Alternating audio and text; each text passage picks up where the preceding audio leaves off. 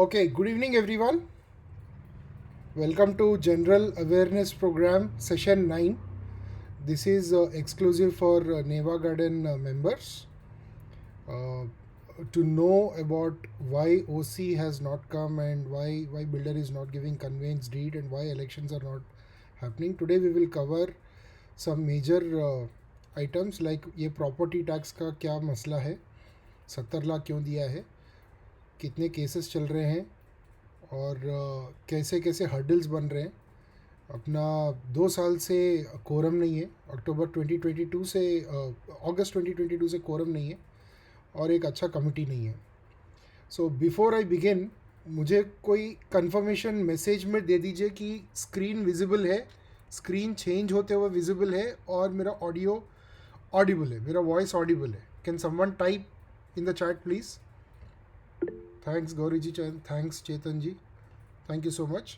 Okay, let us quickly proceed. मैंने 1.5 घंटे का प्रोग्राम रखा है session, but I will try to target finish it by 10 o'clock and then open for questions and discussions. आज का topic बहुत ही important है. किस तरह से सोसाइटी को लूटा जा रहा है, किस तरह से अकाउंट्स छुपाया जा रहा है और किस तरह से बिल्डर को पैसे ड्रेन में डाल के बिल्डर को पैसे दिया जा रहा है. पैसे तो देना एक तरफ, कैसे हम सब लोगों को चीट किया जा रहा है, कि कैसे मतलब इसको ब्रीच ऑफ ट्रस्ट बोलते हैं, कैसे हमारे ट्रस्ट को के ऊपर खिलवाड़ किया जा रहा है. इसका जो एविडेंसेस है प्रॉपर्टी टैक्स का पूरा निकल गया है. हमने ऑडिटर्स के साथ पूरा बनवा लिया है, गवर्नमेंट ऑडिटर्स ने देखा है, तो वो आज हम क्विकली बताएंगे. उससे पहले एक क्विक रिकैप जो पिछले सेशन में हमने किया था. अपना बिल्डिंग 2010 में कंप्लीट हुआ, 11 to 12 में अपने को पोजीशन मिला, एक फेक ओसी रिजेक्शन लेटर मिला सीआरजेड की वजह से. बिल्डर ने एक टावर बनाने की कोशिश की जो बाद में बंद कर दिया. कमेंसमेंट सर्टिफिकेट में 264 यूनिट्स थे, तो 264 यूनिट्स ही रहेंगे, उससे ज़्यादा एक भी यूनिट नहीं बनना चाहिए. उसके बाद बिल्डर ने सोसाइटी फॉर्म करने की कोशिश नहीं की, बनाने की कोई अटेम्प्ट नहीं की, मतलब उसने खुला छोड़ दिया एंड देन खुद मेंटेन करने लगा. एंड देन 2016 में एक पॉलिटिशियन ने एफिडेविट बना के बोला कि सोसाइटी हम फॉर्म करेंगे और 6 महीने के अंदर कन्वेंस देंगे, जो कभी हुआ ही नहीं. 2017-18 में सोसाइटी नॉन कॉपरेशन मोड में हुआ. बिल्डर ने हमको कोई अकाउंट्स नहीं दिया. जो डिपॉजिट्स कन्वेंस के लिए कलेक्ट किया था लगभग 5-6 करोड़, वो ट्रांसफ़र नहीं किया सोसाइटी में. लगभग 5-6 करोड़ का मेंटेनेंस कलेक्ट किया, उसमें जो पैसे बचा था वो भी ट्रांसफ़र नहीं किया. पेंडिंग सिविल वर्क्स कुछ 5-6 करोड़ के थे, वो भी नहीं दिया. लगभग 15-16 करोड़, 14-15 करोड़ है जो बिल्डर ने अपने हमको जो वापस देना था वो सब दिया नहीं है. कोई हैंड ओवर डॉक्यूमेंट नहीं हुआ और जो भी प्रोविजनल कमेटी वो टाइम में बनी थी उसने भी कोई अग्रीमेंट भी नहीं किया बिल्डर से कि चलो ठीक है, ये टाइम तक मैं ओसी दे देता हूँ, ये टाइम तक मैं कन्वेंस दे देता हूँ, आप सोसाइटी फॉर्म कर लो और ये टाइम तक इतना पैसा मैं आपको सोसाइटी में ट्रांसफ़र कर रहा हूँ. वो कुछ भी नहीं हुआ. ठीक है. 2019 में इलेक्शंस हुआ. 2019-21 में कमेटी ने कुछ 24 लाख पैसे दे दिया. उसके बाद कुछ 70 लाख का पैसा दे दिया 21-22 में. एक इन्होंने ऑडिटर भी अपॉइंट नहीं किए थे, जिसकी वजह से केदारी जाधव जो रजिस्ट्रार है, ऑडिटर अपॉइंट ना करना एक बहुत बड़ा गुना होता है अंडर सेक्शन 75. तो मतलब अकाउंट्स, डिटेल्ड अकाउंट्स कभी भी मेंबर्स को दिए नहीं थे और हमने भी डिटेल्ड अकाउंट्स इतनी ज़ोर से पूछे नहीं थे, क्योंकि हमको उनके ऊपर ट्रस्ट था. We were trusting them and we were not asking nitty gritties of the accounts. मतलब इसका मतलब ये नहीं है कि कमिटी लॉ को वायलेट करे. As per bylaws, as per law, committee is supposed to give complete audit report and auditor ने क्या क्या वायलेशंस आइडेंटिफाई किए वो सब एजीएम में बोलना पड़ता है. उन्होंने जानबूझ के सबसे ऑडिट रिपोर्ट्स छुपा के रखा था और सिर्फ एक बैलेंस शीट और एक्सपेंडिचर स्टेटमेंट देते थे जिसमें सारे अकाउंट्स इधर का उधर करते थे. किसने किसने मेंटेनेंस किसने भरा, किसका मेंटेनेंस किसको भराया जा रहा है, बिल्डर को कितना पैसा जा रहा था, बिल्डर को एक्चुअली पैसे क्यों देना है, क्यों दिया. मतलब चलो ये 70 लाख तो बाहर निकला क्योंकि विजिल ब्लोअर कमेटी मेंबर 3-4 लोग बाहर आके हमको बताए, बट लेकिन ये 24 लाख जो बिल्डर को दिया था ये कभी भी किसी ने किसी को बोला नहीं था. इनफैक्ट यहाँ पे मैं एक बहुत बड़ी पॉइंट बता रहा हूँ. हम सबको मालूम था, हम सब मीटिंग में थे, अनेक मीटिंग्स किए थे हम लोगों ने, हम सबको मालूम था कि बिल्डर को हम सब मेंटेनेंस दे रहे थे. और हम सबको मालूम था कि बिल्डर से अपने को पैसा रिफंड आएगा, क्योंकि बिल्डर मेंटेनेंस के साथ साथ कुछ तो पैसा बचेगा, और पेंडिंग सिविल वर्क्स थे, और प्रॉपर्टी टैक्स वो हायर रेट में कलेक्ट कर रहा था। ये हम सबको मालूम था, इनफैक्ट एक्स कमिटी को भी मालूम था कि बिल्डर से अपने को पैसा रिफंड आना है। हम सब लोग ने, कितने लोगों ने बात किया था ये चीज़, सोसाइटी फॉर्म होने के पहले से ही हम सबको मालूम था कि एक दूसरे के साथ हम सब लोग बात कर रहे थे, यार बिल्डर से अपने को पैसा आएगा, उससे हम पेंटिंग करवाएंगे, बिल्डर से हमको पैसा आएगा, उससे हम लोग ये फ्लोरिंग का काम करेंगे। इनफैक्ट बिल्डर जब पैसा नहीं दे रहा था तो हमने एक 19 पॉइंट का एक रिक्वायरमेंट लेके गए थे कि हमको बिल्डिंग का पेंटिंग कराओ, क्लब हाउस बनाओ, फ्लोरिंग कराओ, देन पोडियम गार्डन के लिए 2 लिफ्ट बनाओ, फर्स्ट फ्लोर में हमको एक योगा रूम बनाओ, एक टेबल टेनिस का रूम बनाओ, और सीनियर सिटीजन्स के लिए बैठने के लिए बनाओ। ये सब पूरा एक लिस्ट बना के 19 पॉइंट्स का लिस्ट लेके गए थे। बिल्डर ने वो भी मना किया था, और उसमें एक्स कमेटी में से संजय सिंह, राजेश शेट्टी और अजय पाटिल सबसे सामने थे, और वो लोग बिल्डर की तरफ जाके बैठे थे। और मेरे को अभी भी याद है कि हम में से 5-6 लोग सैंडविच खा के आए थे बिल्डर के पास, राइट। तो उसने साइन नहीं किया था ये 19 पॉइंट वो टाइम पे। तो point what I making is that हम सबको मालूम है कि बिल्डर से अपने को पैसा रिटर्न लेना है, बिल्डर से सिविल वर्क का पैसा रिटर्न लेना है, बिल्डर से सिडको ट्रांसफर का जो डिपॉजिट 5-6 करोड़ है, आपका अग्रीमेंट खोल के देख लीजिए, सब लोगों ने 1.5 लाख 1.3 लाख टू 1.6 लाख के बीच में सब लोगों ने बिल्डर को दिया पैसा, डिपॉजिट है वो पैसा। सिडको ट्रांसफर मतलब कन्वेंस का पैसा था। अभी कन्वेंस तो बिल्डर किया नहीं है अभी तक, तो वो पैसा अपने को सोसाइटी हमने फॉर्म कर लिया, तो वो पैसा बिल्डर को रिटर्न देना है ना अपने को।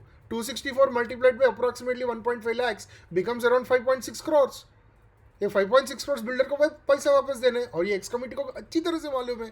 कमेटी के साथ ये बहुत बार डिस्कशन हुआ था, एजीएम में, एसजीएम में हर बार डिस्कस हुआ था। जब कमेटी को मालूम था कि बिल्डर से पैसा रिटर्न लेना है, तो पैसा दिया क्यों?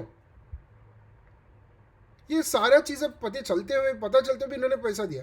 तो क्योंकि ये सारी चीज़ हमको मालूम है, कमेटी ने प्रॉपर्टी टैक्स का एक व्हीकल यूज़ किया।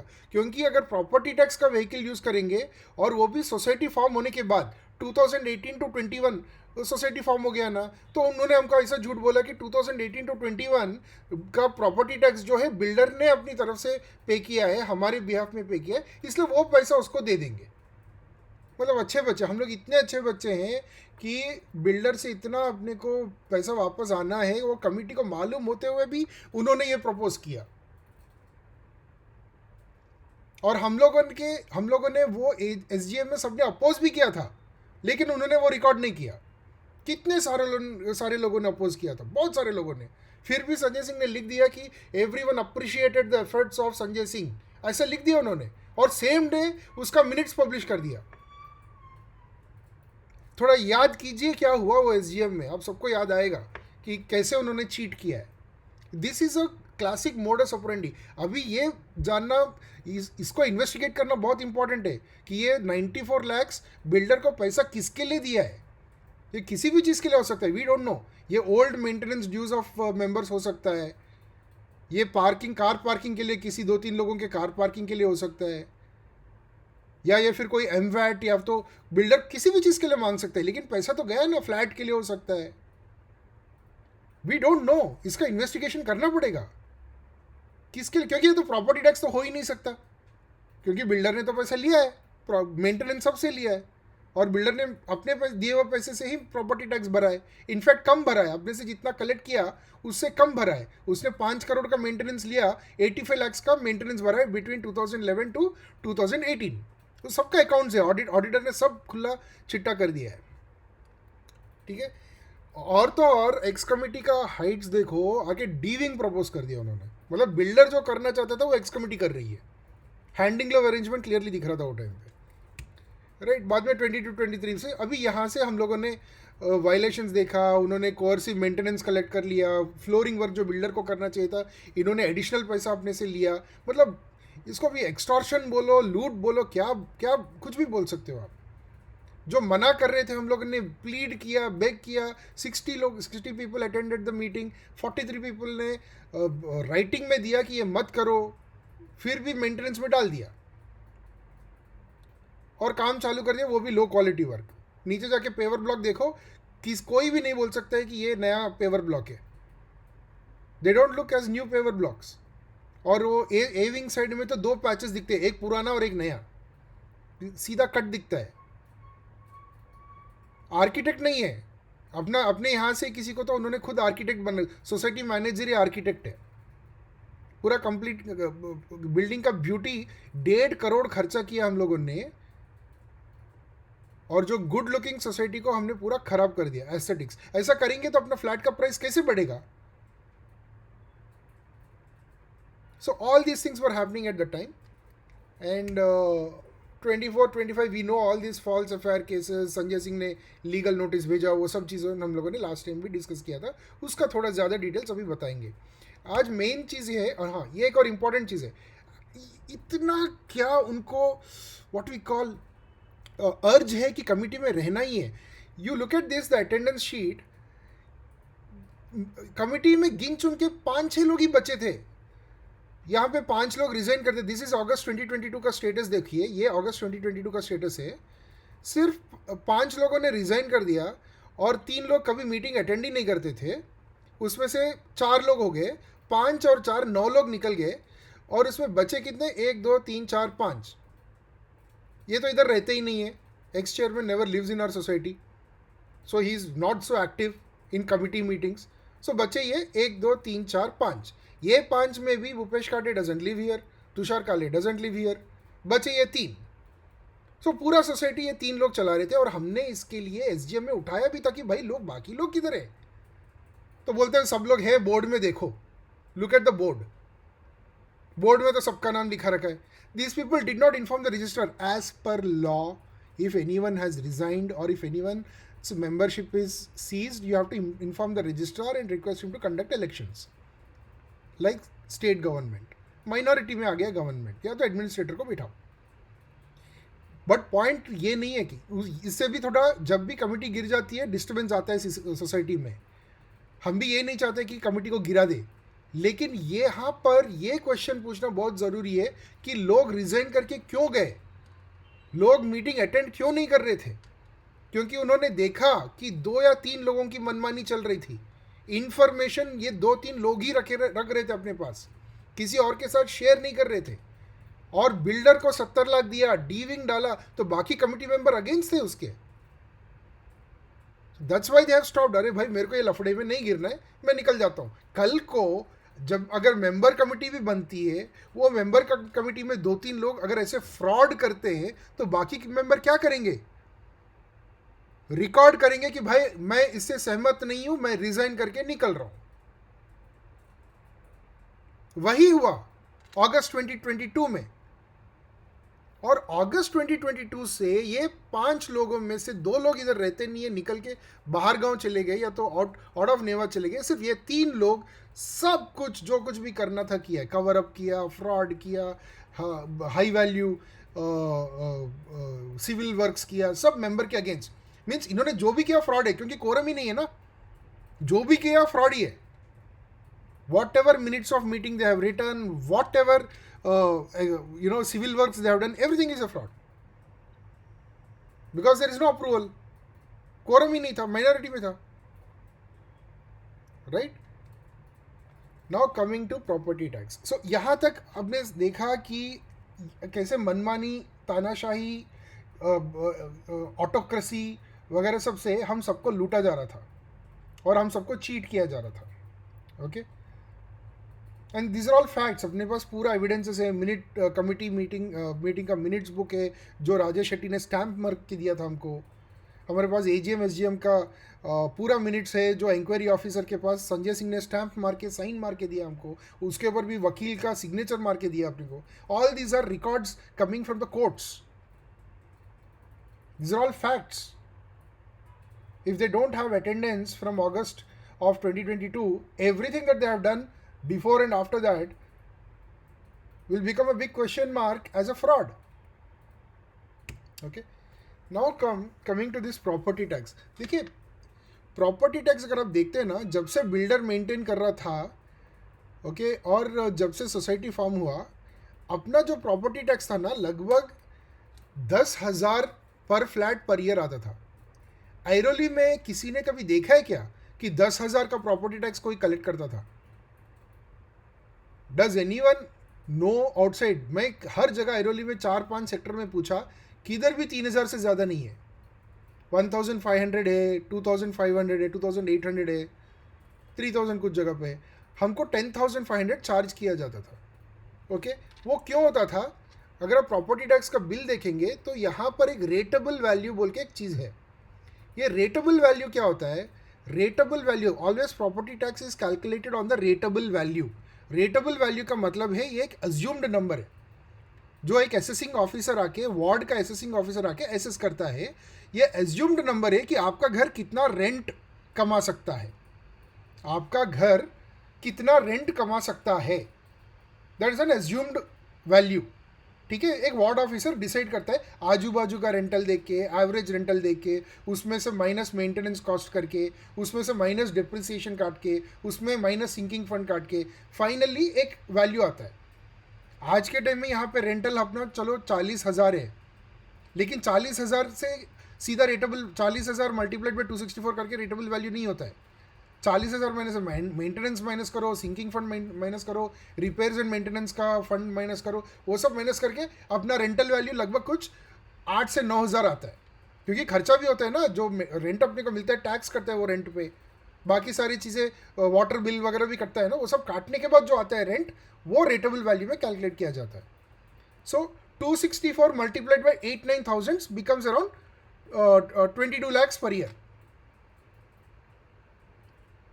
राइट, तो this is our current rateable value. ये जो बिल आप देख रहे हो यहाँ पे 21 से है, आफ्टर करेक्शन आया है 1 अप्रैल 21. ये 70 लाख पे करने के बाद ये आया है, उससे पहले के बाद. सो अपना जो रेटेबल वैल्यू है 22 लाख से, इसके ऊपर 38% अप्रॉक्सीमेटली प्रॉपर्टी टैक्स आता है. तो अपना property tax currently we are paying around 8,81,000 rupees per year. ये प्रॉपर्टी टैक्स है. प्रॉपर्टी टैक्स में ये रेटेबल वैल्यू इधर दिखता है, और इधर अपना एरिया कितना है, रेजिडेंशियल एरिया, अपना प्लॉट का एरिया. सब लोग ध्यान रखो और बहुत ध्यान से सुनो. अपना प्लॉट का एरिया है 9,963 अप्रॉक्सीमेटली स्क्वायर मीटर्स. 9,963. आप 10,000 स्क्वायर मीटर समझ लीजिए. ओके, 10,000 स्क्वायर मीटर समझ लीजिए. Residential area is 14,064 square metres. मतलब ये बिल्टअप एरिया हो गया, मतलब अपने बिल्डिंग में कितने लोग रह रहे हैं उसका बिल्टअप एरिया हो गया. तो इसका एफएसए क्या हो गया? Residential area divided by land area is approximately 1.5. अपना पूरा एफएसआई 1.5. अगर आप आपका अग्रीमेंट खोल के देखेंगे तो कमेंसमेंट सर्टिफिकेट में 1.5 का परमिसिबल एफएसआई है. तो अपना एफएसआई पूरा कंज्यूम हो चुका है.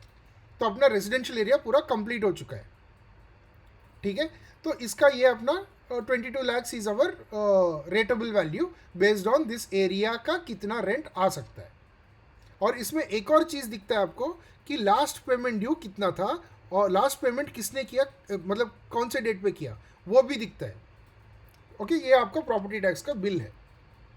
और अभी भी ये भगवती प्रसाद रामभाव पटेल के नाम पे ही है. ये अभी यहाँ पर actually Neva garden CHS1 limited and अपना सोसाइटी का रजिस्ट्रेशन नंबर आना चाहिए, because this land belongs to us, this building belongs to us. That is what is called as conveyance. ये कुछ नहीं हुआ है. So this is about property tax. लेकिन ये फिर प्रॉपर्टी टैक्स, ये जो स्टोरीज बता रहे थे संजय और शेट्टी, अजय जो स्टोरीज बताते रहते हैं कि अरे बिल्डर ने कितना पैसा पे किया अपने बिहाफ में, 1.95 करोड़ को इतना कम करवाया वगैरह. क्या फ्री में कम करवाया क्या? फ्लैट बेचा, पैसा लिया ना, फ्लैट बेचा, पैसा लिया, फिर मेंटेनेंस किया, उसका पैसा लिया, सोसाइटी फॉर्म नहीं किया, वाटर चार्जेस ज़्यादा लिया, उसमें प्रॉपर्टी टैक्स ज़्यादा लिया, सिडको चार्जेस लिया, वो वापस नहीं दिया. क्या फोकट में क्या दिया अपने को? कुछ भी नहीं दिया. उसके पैसे से कुछ भी नहीं दिया अपने को. तो फिर संजय, शेट्टी और अजय, ये तीनों क्यों बार बार ऐसा बोलते हैं? That is something that has to be investigated. यहाँ पे देखिए, ओरिजिनल असेसमेंट डिटेल जब हम लोगों ने देखा था, मतलब बिफोर 2018 जब हमने देखा था, या फिर करेक्शन होने से पहले देखा था, तो अपना अराउंड 10,000 पर यूनिट, मतलब पर फ्लैट का प्रॉपर्टी टैक्स आता था. वो टाइम पे रेटेबल वैल्यू 71 lakhs था. ओके, उसका बिल मैं आपको दिखाता हूँ, अभी एविडेंस इस पे आता है.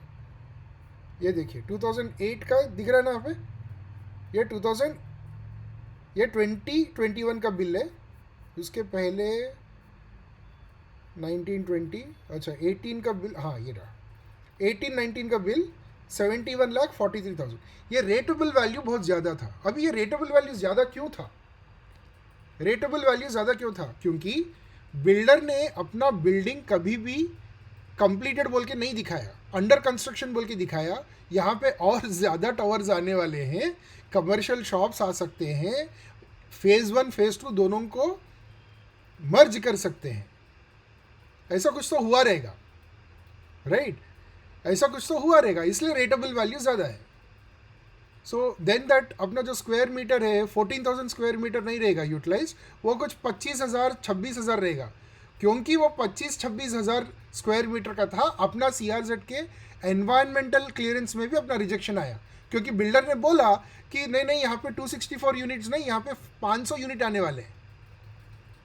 वो तो हो गया ना बड़ा चीटिंग, इसीलिए ये रेटेबल वैल्यू ज़्यादा था। जब हमने सोसाइटी नॉन कॉपरेशन में कर लिया, kudos to all of us, thanks to our unity, हम लोगों ने बहुत मेहनत करके हमने सोसाइटी बना लिया।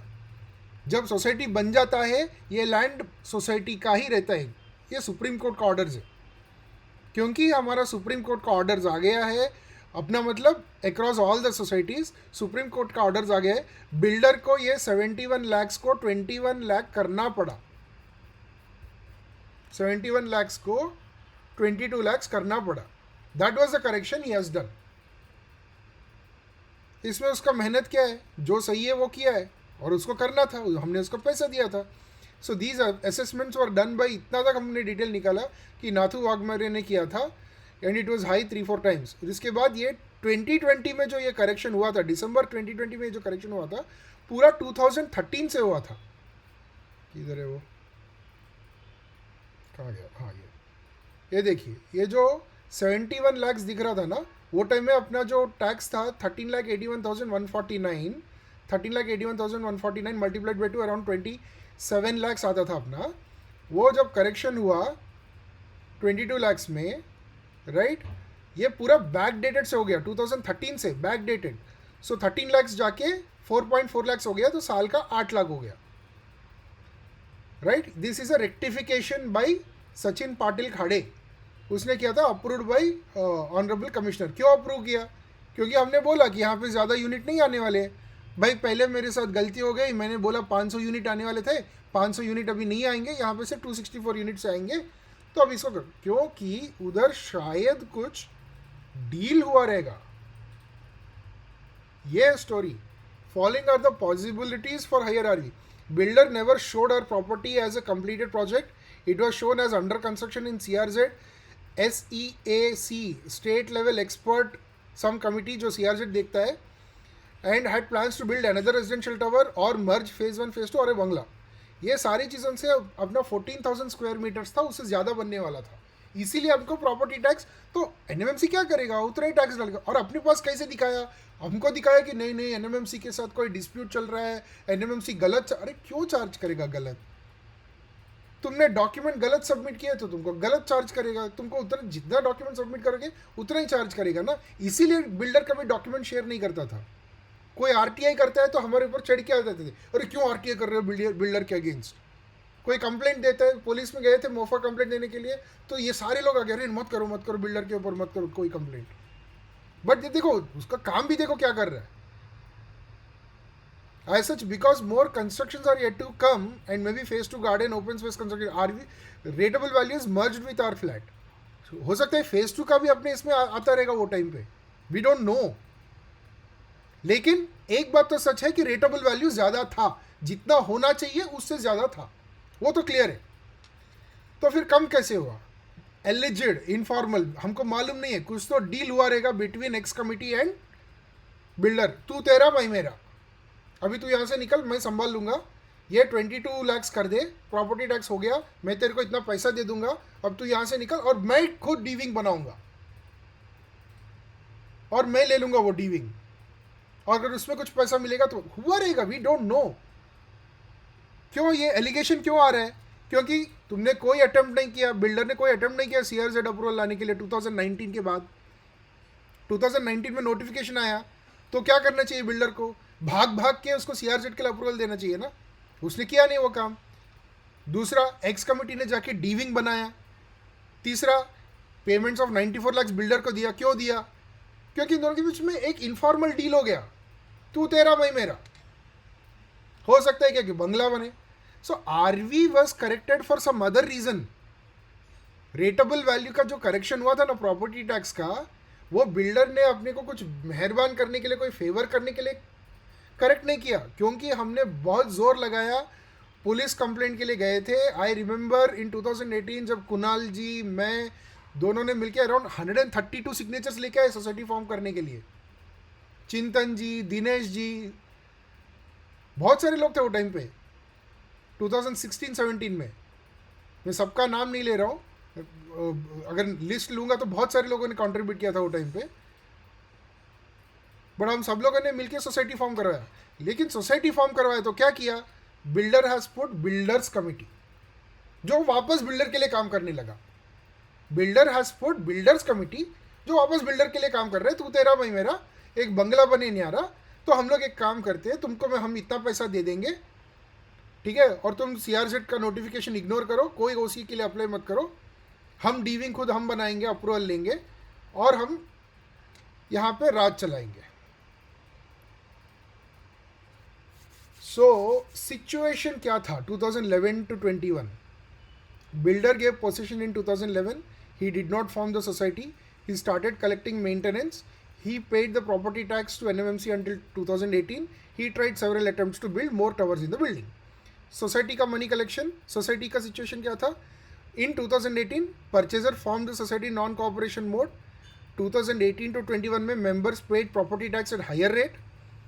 2019 में कमिटी पेड, अभी यहाँ पे देखिए, अक्टूबर 2019 में कमिटी ने 13 लाख रुपए एनएमएमसी को पे किया था। मतलब उनको बिल कैसे देखना है मालूम है, कितना अमाउंट पे करना है वो भी मालूम है उनको। They know how much money to pay. Exactly इतना अमाउंट उन्होंने एनएमएमसी को पे किया भी था। जब उनको मालूम था कि प्रॉपर्टी टैक्स पे करना है, इतना अमाउंट पे करना है और एनएमएमसी को पे करना है, तो फिर बाद में भोले बन गए, बच्चे बन गए, अरे ये तो बिल्डर ने पे किया, बिल्डर को देना है, बिना कोई कैलकुलेशन देख के फिर कमिटी ने 55 लाख दिया, फिर 15.85 लाख दिया। अभी इसका एक्चुअल फ्रॉड कैसे हुआ यहाँ पे आता है। ये है फ्रॉड जो हुआ था। सो संजय ने एक फेक एसडीएम बनाया। तो मैं बोलता हूँ ये फेक एसडीएम क्योंकि उसको पहले 5 दिन पहले उसको नोटिस देना था, ये एसडीएम है, ये एसडीएम का एजेंडा है, जो कभी हुआ नहीं। अगर एसडीएम होता है, उसमें अगर रेजोल्यूशन पास होता है तो भी उसमें वोटिंग होना चाहिए, जो हुआ नहीं।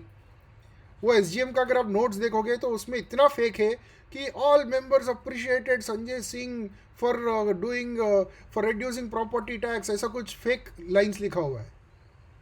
और उसमें यह लिखा है कि builder has paid property tax from 2018 to, यहाँ पे नज़र देखिए जहाँ पे मेरा कर्जर मूव हो रहा है, उन्होंने हमको ये बहुत इंपॉर्टेंट है जो आपको ध्यान देना है कि 2018 टू 21 का पैसा बिल्डर ने दिया है, ये हमको बोला गया था। और उसी मीटिंग में मेंबर से चिल्ला चिल्ला के बोला, भाई हमने ऑलरेडी टैक्स पे कर दिया है, we should get refund. Demand किधर है, बिल किधर है, प्रूफ किधर है, ये सब पूछा था उन्होंने। ये सब पूछने के बावजूद क्या लिखता है देखो, Dr. Sanjay Singh has informed the members present for the meeting that property tax till 31/3/2021 is cleared by Neva Raj Builders. The Neva Garden CHS will pay property tax due from 1/10/2018 to 31/3/2021 to the Neva Raj Builders. Members present for the meeting appreciated the efforts taken by managing committee in clearing property tax prior to society formation by Neva Raj Builders and approved the payment to be made to Neva Raj Builders on account of the property tax as stated. मतलब इतना इसमें आपको कहीं पर भी कोई number दिख रहा है क्या कि इतना अमाउंट पे करना है, ये कैलकुलेशन है, ये बिल है, या फिर बिल देख के पे करेंगे, कैलकुलेशन देख के पे करेंगे, कुछ नहीं बोला है। हम 2018 टू 21 पे करेंगे। सो जब भी रेजोल्यूशन होता है उसका कैलकुलेशन अप्रूव होना चाहिए, उसका अमाउंट अप्रूव होना चाहिए, बजट या तो at least up to this amount हो सकता है हमारा एस्टिमेट के हिसाब से, वो एस्टिमेट के ऊपर अप्रूवल होना चाहिए कम से कम। और इनको तो मालूम ही था कि कितना है प्रॉपर्टी टैक्स, राइट। तो इसलिए ये फेक एसडीएम हो गया। और इसमें बड़ा कॉमेडी ये है, एसजीएम हुआ 21 को और उसका मिनट्स पब्लिश हो गया 21 को, मतलब सुबह 10 AM को मीटिंग हुआ और अप्रॉक्सीमेटली 1:30 PM को आ गया था। मतलब इन्होंने पहले से लिख के रखा है, ये सब पहले से लिख के रहने में कोई प्रॉब्लम नहीं है, बट जब इतना प्रिपेयर्ड थे तो बिल क्यों नहीं देखा, right? So comes to this, अभी इसमें ये फेक इसलिए है क्योंकि ये मीटिंग में सब लोगों ने डिमांड किधर है और कुछ कमिटी मेंबर्स ने भी बोला डिमांड किधर है, डिमांड लेटर किधर है। तो पहले एसजीएम होता है, उसके एग्जैक्टली एक दिन के बाद 22 मार्च को बिल्डर का एक सिंपल लेटर आता है, तुम मेरे को 70,85,088 दो, 16 लाख पीटी का और 1 कुछ क्रेडिट था, मतलब वॉट एवर, एक फर्जी कैलकुलेशन के हिसाब से आता है। बाद में उसमें यह भी लिखता है कि अगर फ्यूचर में कुछ क्रेडिट मिलता है तुमको एनएमएमसी लेडजर में, वो पैसा भी मेरा है।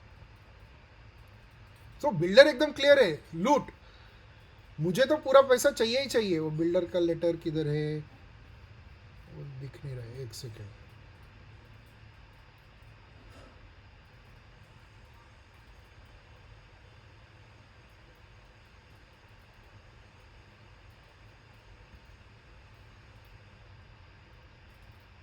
हाँ, डिमांड लेटर फ्रॉम बिल्डर, ये देखिए बिल्डर इसमें क्लियर लिखता है, you are therefore requested to make a payment of 70,85,000 towards at the earliest, which includes payment of 69 lakhs 5,745 and 1.8 lakhs. Further, in case levied penalty is reduced by NMMC in future, the same shall be credited to our account as amount paid by us for the said property tax. Thereafter shall be paid back to you. मतलब मैंने property tax पे किया है तो उसमें credit आया है, वो सब मेरा है। अरे अपने पैसे से पे किया है ना, he has not paid from his money ना, we have paid all the maintenance to him, right? But इसमें देखिए देर इज नो कैलकुलेशन, एक पेज का सिर्फ ये 2 नंबर डाल के दे दिया,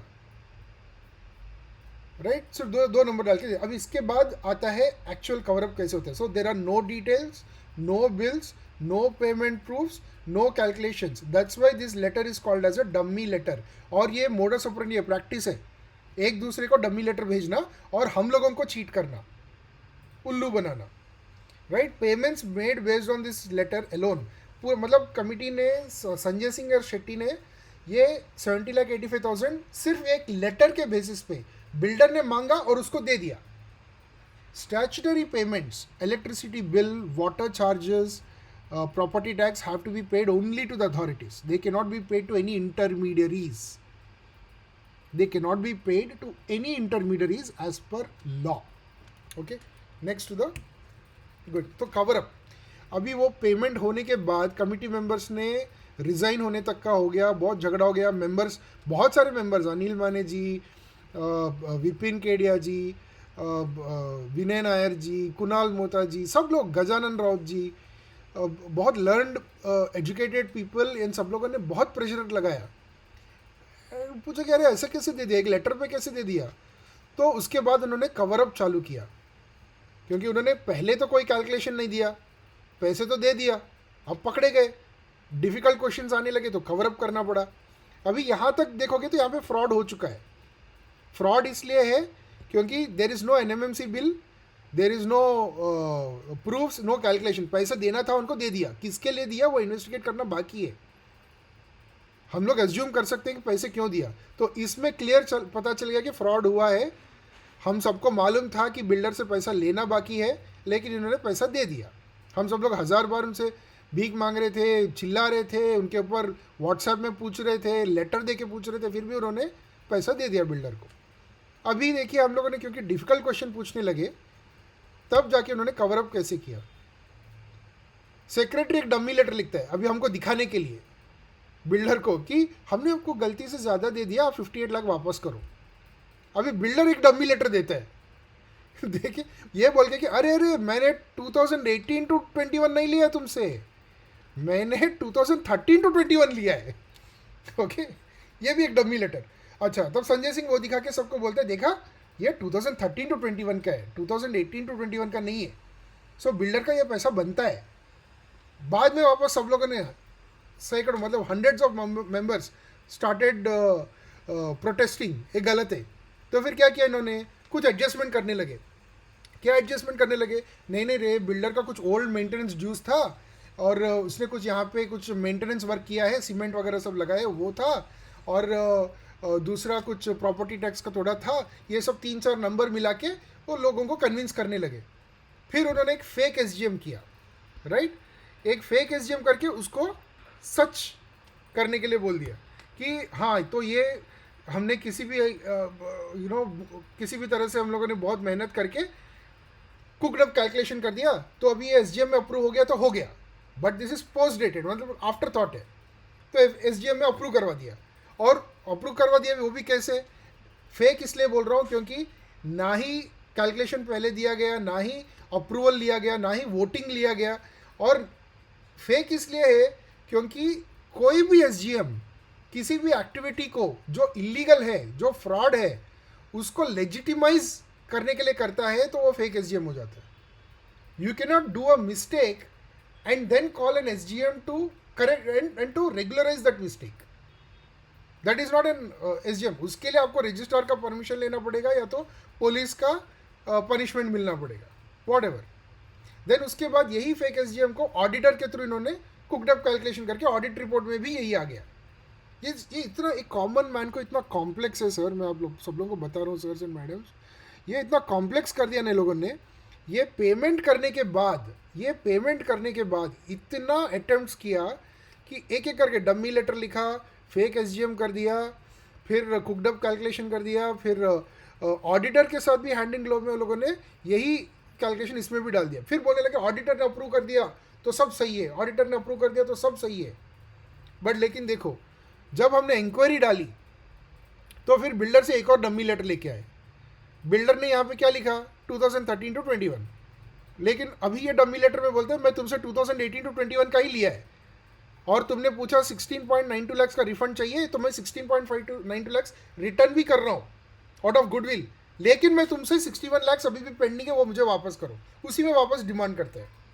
ये क्या चल रहा है? जस्ट टू प्रूव दैट ये पैसा 2018 टू 21 का है, उसने क्या किया 16.92 लाख बिल्डर से चेक लेके पैसा सोसाइटी में लेके आया, जो which is again a good achievement by us. अपना जो हमने जो चैलेंज किया तो वो पैसा आया, लेकिन बिल्डर वापस लेटर लिखता है कि तुमसे 61 लाख पेंडिंग है। सबका प्रूफ है, दिखाता हूँ, ये है वो लेटर जहाँ पे बिल्डर लिखता है, जानबूझ के ऐसा गंदा दिखने वाला फोटो कॉपी दिया था उन्होंने सेक्शन 83 में। Has been for some reason, यहाँ पे लिखता है देखो, the society has paid as a sum of 70,85,888 on account of towards municipal assessment and failed to pay the said pending dues of 61,80,663. However, in view of the revision, the amount lying to the credit of the society which was paid to us, NMMC, the society has been demanding sum of 16.92 lakhs without giving credit of sum of 61 lakhs. And payable by the society as confirmed while taking charge. देखिए उसने डाला payable by the society, मतलब society ने उसको बोला builder को, मतलब उसने ऐसा रिकॉर्ड किया कि कुछ तो डील हुआ है जो हम में से किसी को मालूम नहीं है, ये वाला तू तेरा मैं मेरा, कुछ तो डील हुआ है। बिल्डर लेटर में ही लिखता है payable by the society as confirmed while taking the charge on 1 April 2018। तो उसमें जनरल बॉडी अप्रूवल किधर है? There is no general body approval.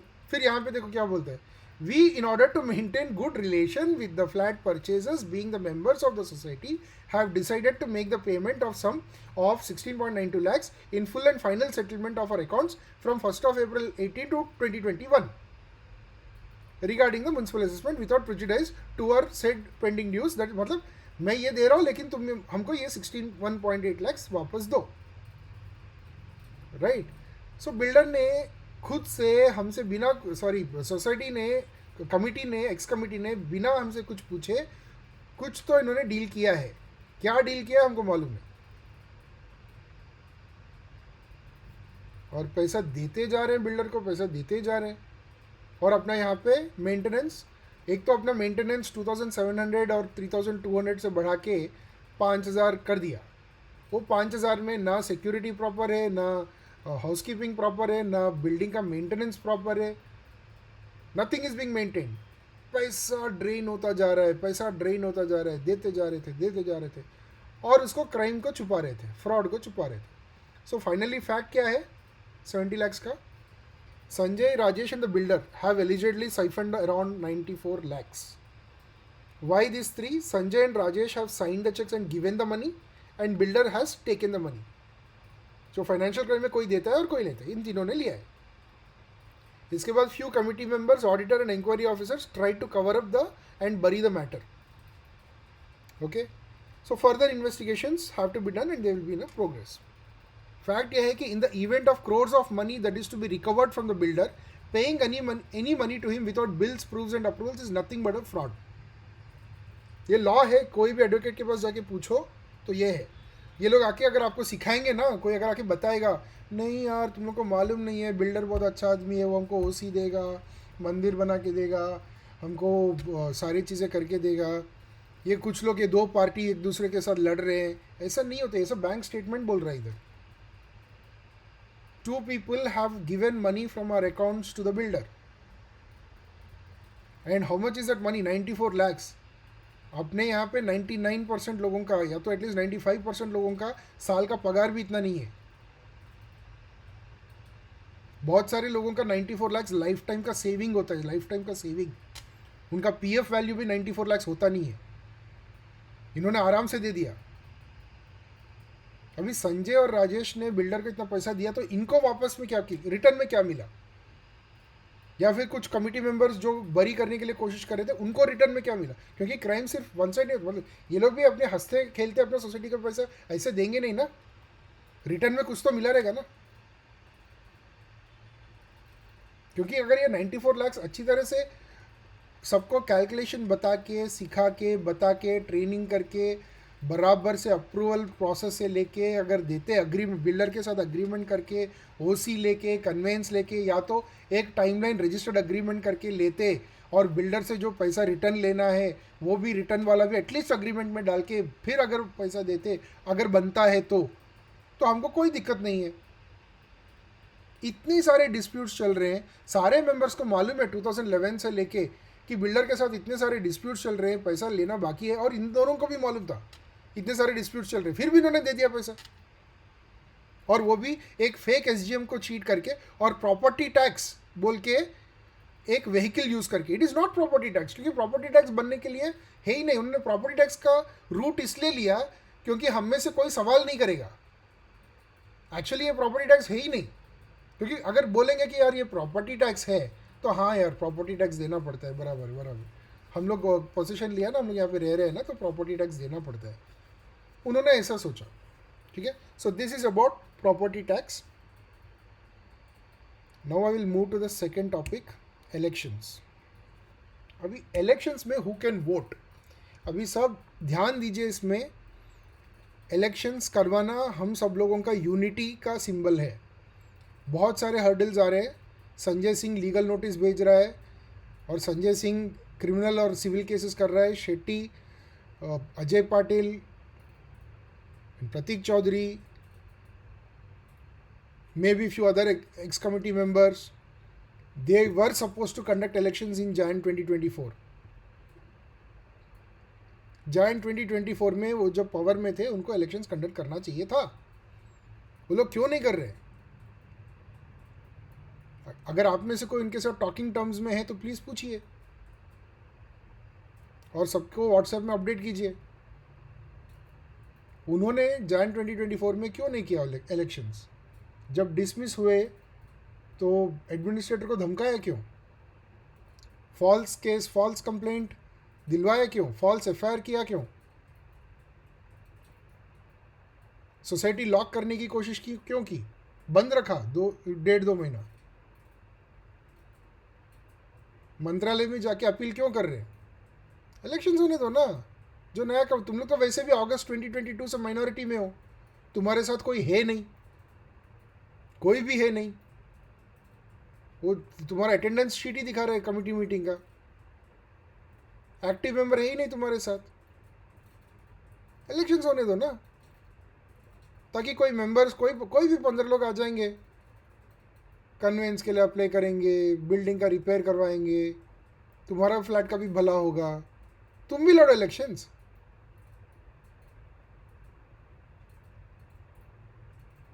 लेकिन नहीं, ये बहुत सोचने वाली सवाल है। इलेक्शंस होने नहीं देना, 2 साल से एडमिनिस्ट्रेटर के रहना, या तो एक माइनॉरिटी कमिटी, 2-3 लोग रहना तो एडमिनिस्ट्रेटर हो गया ना, रहना, और कोई भी काम सोसाइटी के हित में ना होना, कोई भी काम, और पैसे एक्सटॉर्ट करना जो बिल्डर का काम है, और कन्वेंस के लिए ना अप्लाई करना, जानबूझ के कन्वेंस के लिए ना अप्लाई करना, this is against the society. अभी मुझे तो कुछ लोग बोलते हैं कि अरे ऐसे लोगों को तो पकड़ के मारना है, ये सब बोल के। अभी मुझे तो नहीं आते वो सब, और मेरे साथ भी जितने भी दोस्त लोग हैं उनको भी नहीं आते ऐसा। लेकिन उन्होंने तो किया है, मेरे घर पे भेजा है लेडीज़ को, नीचे मारने के लिए खड़े थे, मेरे साथ तो हुआ है। और कुछ दो तीन मेंबर, दो तीन नहीं, बहुत सारे मेंबर्स के साथ भी हुआ है। कमिटी ऑफिस में, सोसाइटी ऑफिस में बुला के डराना, धमकाना, चिल्लाना उनके ऊपर। मतलब किस हद तक जा रहे हैं, कहाँ जा रही है अपनी society, where is it going? ऐसे लोग रहेंगे। और ताज्जुब की बात यह है कि उनकी फैमिलीज़ के साथ हल्दी कुमकुम, नवरात्रि, होली, ये सब खेल रहे हैं हम लोग। अपनी फैमिलीज जा के मिल रहे हैं इन लोगों के साथ, हंसी मजाक करके खेल रहे हैं, उनको सपोर्ट कर रहे हैं, दोस्त बना रहे हैं।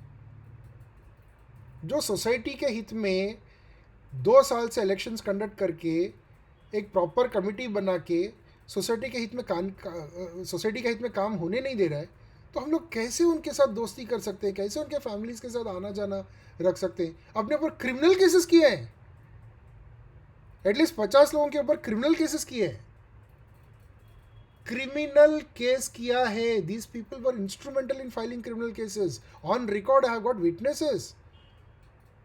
संजय सिंह ने सोसाइटी के ऑफिस के लोगों को बोला सम्मन्स सब सारे 50 लोगों के घर में डिस्ट्रीब्यूट करो, और कमिटी के 2 लोगों ने मिलके क्रिमिनल केस फाइल करने के लिए विटनेसेस बने थे।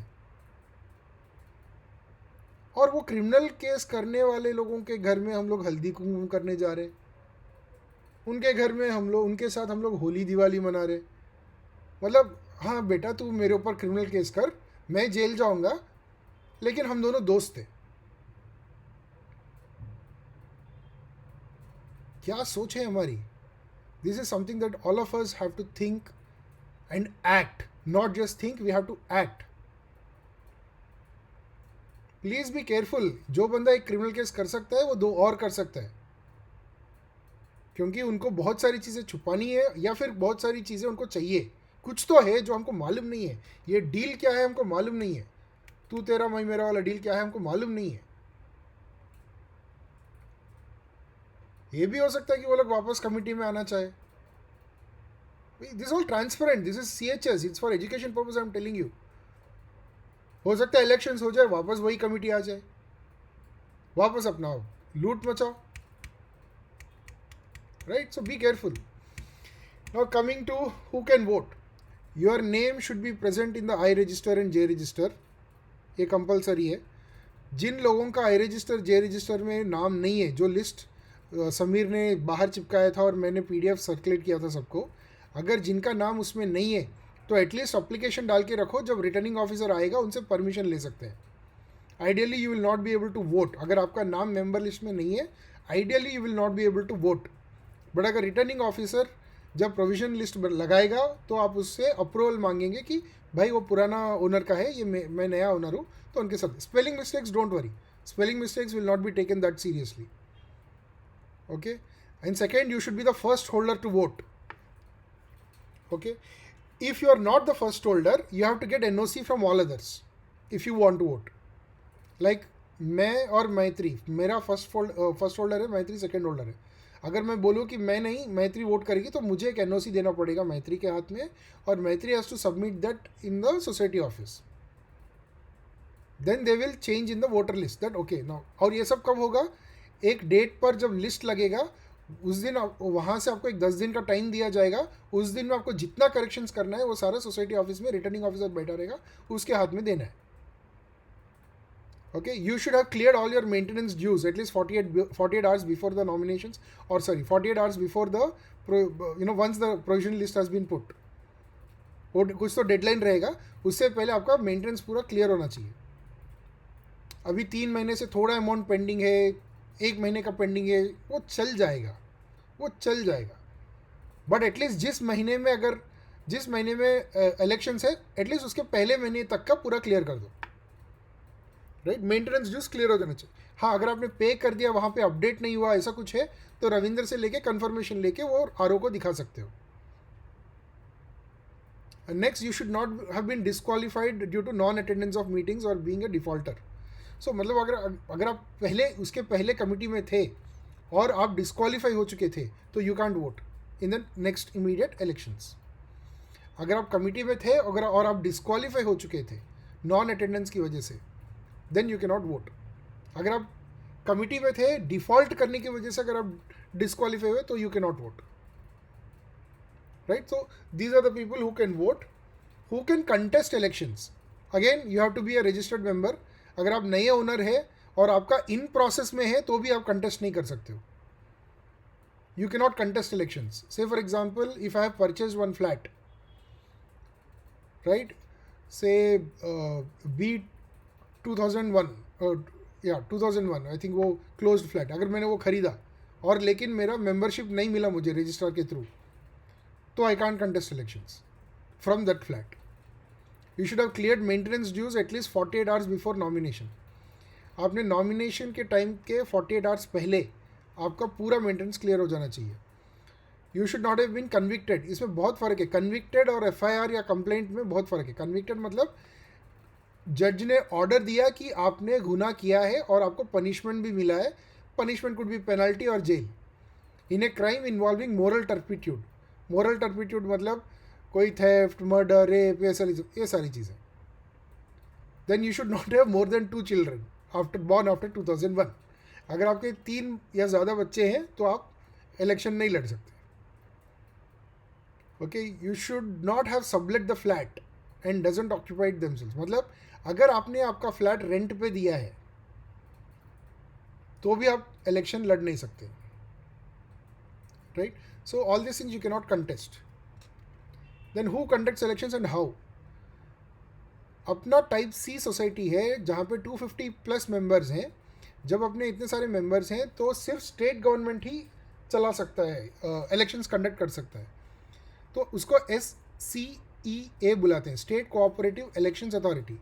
पुणे में है वो, and it will appoint a returning officer who conducts the elections. So elections में पहले एक नोटिफिकेशन आएगा कि भाई हमारा आपका इलेक्शंस होने वाला है. एक्चुअली ये फर्स्ट पॉइंट हुआ नहीं. Notification of elections x committee को देना था जनवरी 2024, मतलब अब से 1 साल पहले उनको करना था, उन्होंने किया नहीं. ठीक है, बाद में अपॉइंटमेंट ऑफ आरओ. अभी इसी के ऊपर हम लोग मेहनत कर रहे हैं. संजय सिंह ने लीगल नोटिस भेजा, हम भी लीगल नोटिस भेजे हैं रजिस्ट्रार को. अगर रजिस्ट्रार अभी भी अगर आरओ अपॉइंट नहीं करता है, तो हम इन दोनों को हाई कोर्ट में केस करने वाले हैं. संजय सिंह और रजिस्ट्रार दोनों के ऊपर हाई कोर्ट में केस जाएगा कि ये लोग क्यों ऐसा है बंदा, मतलब ये डम्मी लेटर, ये डम्मी नोटिस भेजता है और वो डम्मी रिप्लाई देता है, अरे देखो इसकी वजह से मैं SGM, मतलब रजिस्ट्रार ने भी डम्मी SGM नोटिस भेजा है. राइट, और हमने जो कंप्लेंट किया उसको साइड में कर दिया. बाद में इसने जो डम्मी लेटर भेजा है, देखो हम अपने यहाँ से around 146 members have requested to appoint a 2-member committee and then conduct the elections because administrator was not conducting the elections. अपने एंड से हमने रिक्वेस्ट किया कि 2-member committee along with the administrator. Total 3 लोग होते हैं और ये बाई लॉ रजिस्ट्रार को पहले से अपॉइंट करना है, लेकिन रजिस्ट्रार ने ऐसा अपॉइंट नहीं किया. रजिस्ट्रार ने सिंगल एडमिनिस्ट्रेटर अपॉइंट किया, वो भी वायलेशन ऑफ लॉ है. तो हमने बोला कि चलो ठीक है, अरे एक एडमिनिस्ट्रेटर आ गया, 6 महीने में इलेक्शंस कर देगा तो हो जाएगा. दिसंबर 2024 में एटलीस्ट इलेक्शंस एडमिनिस्ट्रेटर कंडक्ट करता तो हो जाता. बाई दिसंबर 2024 इलेक्शंस कंडक्ट करता तो हो जाता. ये लिखा है देखो, एक यहाँ पर और यहाँ पे जो एडमिनिस्ट्रेटर 2024 में हुआ था, यहाँ पर भी एटलीस्ट अगर 3-member कमिटी आता था तो दिसंबर 2024 मतलब 1 महीने पहले तक इलेक्शंस हो जाता. वो हुआ ही नहीं. राइट, तो हमने 146 लोगों ने रिप्रेजेंटेशन किया, उसको साइड कर दिया. फिर डम्मी एक SGM का ऑर्डर देता है, उसके अगेंस्ट एक डम्मी लीगल नोटिस भेजता है, और ये 146 लोगों का निकाल के और बाद में जो 56 लोगों ने एसडीएम के लिए पूछा उसको भी साइड में करके एक आदमी, मोस्ट पावरफुल आदमी संजय सिंह का एक लीगल नोटिस देख के, ये क्या चल रहा है? हम सब लोगों को उल्लू बना रहे हैं, सिस्टम सब लोगों को मिलकर उल्लू बना रहे हैं। एक ही रास्ता बचा है, अभी सीधा हाईकोर्ट लेके जाएंगे रजिस्ट्रार को भी और संजय सिंह को भी। इसके अलावा कोई और रास्ता नहीं बचा है। अगर हमारे अभी जो रिसेंट लीगल नोटिस दिया है उसके बावजूद अगर आरओ नहीं हुआ तो ठीक है। सो देन आरओ अपॉइंट होने के बाद ना, RO will then drive the entire thing. वो यहाँ पे आएंगे और एक प्रिलिमिनरी वोटर लिस्ट लगाएंगे। उसके बाद जिसके भी कोई ऑब्जेक्शंस हैं कि यार मेरा नाम गलत है, इसमें सेकेंड होल्डर हूँ मैं, मुझे वोटिंग राइट चाहिए, ये फर्स्ट होल्डर का एनओसी है, वो सब इसके लिए थोड़ा टाइम मिलेगा। बाद में फाइनल वोटर लिस्ट मिलेगा, 5th one, then 6th one. उसके बाद नॉमिनेशन के लिए डेट्स मिलेंगे जहाँ पे कंटेस्टेंट्स, इलेक्शन कंटेस्टेंट्स अपना नॉमिनेशंस फाइल करेंगे। तो अपने यहाँ पे वेलफेयर ग्रुप से कुछ 15 लोग या फिर 25 लोग नॉमिनेशन डालेंगे, बाद में 10 लोग विड्रॉ करेंगे, फिर 15 लोगों का एक टीम बनाएंगे। जिनको जिनको इंटरेस्ट है, मुझे या तो प्रवीण जी को या तो क्योंकि हम लोग थोड़ा एक्टिव है, हम में से किसी को आप बता दीजिए, एक्सप्रेस कर दीजिए कि आप वॉलंटरली कमेटी में काम करना चाहते हैं, कमेटी की मतलब सोसाइटी की सेवा करना चाहते हैं, तो हमको बता दीजिए सो दैट हम लोग वो लिस्ट अभी से हम लोग बना के एक दूसरे से बात करेंगे, ठीक है। देन स्क्रूटनी ऑफ नॉमिनेशंस होगा, ये रजिस्ट्रार के ऑफिस में होगा, स्क्रूटनी ऑफ नॉमिनेशंस कि नॉमिनेशन सही है कि नहीं है, मतलब ये डिफॉल्टर नहीं है, इसके ऊपर क्रिमिनल केस नहीं, इसने कोई क्राइम में कन्विक्टेड नहीं है, इसके 3 बच्चे नहीं है, वो सब देखा जाएगा। देन किसी को विड्रॉल करना है तो ये तो नॉर्मल प्रैक्टिस है। पहले अपना टीम आना है, मेंबर्स कमेटी आना है, तो 25 नॉमिनेशन डालते हैं, तो पहले से डिसाइड करते हैं कि अगर जिनका अप्रूव, अगर 25 में से अगर 20 अप्रूव हो गया तो 5 लोग विड्रॉ कर लेते हैं। ये इलेक्शन ऐसे लड़ते हैं, हम जैसे कॉमन मैन को ये सब मालूम नहीं है। जो पॉलिटिक्स स्टेट लेवल पे, जो पॉलिटिक्स तालुका लेवल पे जो लड़ते ऑलरेडी लड़े हुए हैं ना, उनको ये सब मालूम है इसमें से कैसे, इसमें से बीच रास्ता कैसे निकालना है, कैसे रिगिंग करना है, वो सब बाकी लोगों को सबको पता है। स्टेट लेवल में सबको मालूम है, हमको मालूम नहीं है सब, इसीलिए हमको ये सब सीखना पड़ेगा। Then publication of final list of contestants, कि आरओ बताएगा कि ये फाइनल लिस्ट ऑफ कंटेस्टेंट्स से बोलेंगे। तो अगर फाइनल लिस्ट ऑफ कंटेस्टेंट्स सिर्फ 15 है तो नो अपोजिशन कमेटी बनेगा, अगर 15 से ज़्यादा है तो इलेक्शन होगा, राइट। सो अगर वेलफेयर कमेटी के अलावा अगर कोई नहीं है तो अच्छी बात है। अगर वेलफेयर कमेटी के अलावा बाहर के बहुत सारे लोग भी अगर कमेटी में आने की कोशिश कर रहे हैं तो उसके हिसाब से इलेक्शंस होगा। Then polling day, then counting of votes, then submission of election report, then constitution of the new committee. So ये प्रोसेस है, सबका डेट्स और टाइम पहले ही अनाउंस हो जाएगा इलेक्शन प्रोग्राम में, right. So we will be getting one consultant to help us and one more training on elections वगैरह होगा। सो अभी के लिए क्या करेंगे आप सब लोग, आपका मैंने जो नाम लिस्ट दिया है, आपका नाम वगैरह सब करेक्ट करवा लीजिए और एप्लीकेशन दे दीजिए सोसाइटी में कि आपका पुराना ओनर ही वो है और नया ओनर आप है। सो आपका नाम पहले क्लियर कर लीजिए। बाद में जिनको जिनको कमेटी में आने की कोई इंटरेस्ट है, आप सीखने के लिए मत आइएगा, आप कंट्रीब्यूट करने के लिए आइएगा, या नाम के लिए मत आइएगा। कि बहुत सारे लोगों को मैंने देखा है, दिस कमेटी व्हेनेवर अगर मेंबर्स कमेटी बाय लक अगर बन जाती है तो रिस्पॉन्सिबिलिटी बहुत ज़्यादा है, राइट। तो नाम के लिए या फिर सीखने के लिए मत आइएगा, क्योंकि हमारा सिर्फ मेंबर्स कमेटी नहीं, मैनेजिंग कमेटी नहीं, उसके बाद एग्जीक्यूशन कमेटी बहुत सारी बनेंगी। ये हमारे वेलफेयर ग्रुप के बहुत सारे बड़े लोगों ने, सीनियर सिटीजन्स ने गाइड किया है कि बहुत सारे एग्जीक्यूशन कमेटी बनेंगी और उसमें भी आप सर्व कर सकते हैं सोसाइटी का, और उसमें भी आप कंट्रीब्यूट कर सकते हैं सोसाइटी को, ठीक है। Then comes the fact, sorry, then comes why elections are being delayed. So committee was dismissed on 28th August 2023. आज से 1.5 साल पहले elections should have been over by December 2023. लेकिन कमिटी ने अपना फ्रॉड कवर करने के लिए पूरा सर्कस किया, डिसमिसल डिले किया, स्टे लेके आया, हमारे ऊपर क्रिमिनल और सिविल केसेस डाला, हाँ व्हाट्सएप में मलाइन किया, क्या क्या किया, वो भी क्या दिन थे, रात के 12 बजे हमारे झगड़े होते थे। सेक्रेटरी रात के 1:30 बजे बुलाता था, संजय सिंह एक्स सेक्रेटरी, वो क्लॉक का फोटो डाल के तुमको डॉक्यूमेंट चाहिए अभी आओ नीचे, वेयर आर एविडेंस दिखाओ। क्या सर्कस करते थे, हम हंस हंस के ले रहे थे सारे इंसल्ट्स को।